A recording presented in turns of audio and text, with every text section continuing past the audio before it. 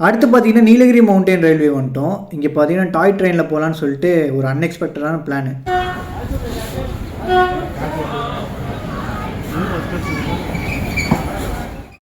So நாங்கள் ticket book பண்ண பார்த்தீங்கன்னா ஊட்டி டு குன்னூர் புக் பண்ணியிருந்தோம். இங்கேருந்து குன்னூர் 19 கிலோமீட்டர். ஊட்டிலேருந்து குன்னூர் ரீச் ஆக ஒரு மணி நேரம் ஆகிடும். ஸோ இந்த ட்ரெயின் டிக்கெட் எப்படி புக் பண்ணுறதுன்னு பார்த்தீங்கன்னா இது ஆன்லைன்லேயும் புக் பண்ணலாம், நீங்கள் ஆஃப்லைன்லேயும் வந்து கூட டிக்கெட் வாங்கிக்கலாம். மேக்ஸிமம் இங்கே வரவங்க பார்த்தீங்கன்னா ஆன்லைனில் புக் பண்ணிட்டு தான் வராங்க. நாங்கள் பார்த்தீங்கன்னா டிக்கெட் கவுண்டர் தான் டிக்கெட் எடுத்தோம். லாஸ்ட் மினிட்ல வந்ததுனால எங்களுக்கு ஃபர்ஸ்ட் கிளாஸ் தான் கிடச்சிச்சு. ஃபர்ஸ்ட் கிளாஸ் ப்ரைஸ் பார்த்தீங்கன்னா 290 rupees சார்ஜ் பண்ணுறாங்க. ஸோ இது சீசன் வைஸ் சேஞ்ச் ஆகுங்கிற மாதிரி சொல்லியிருக்காங்க.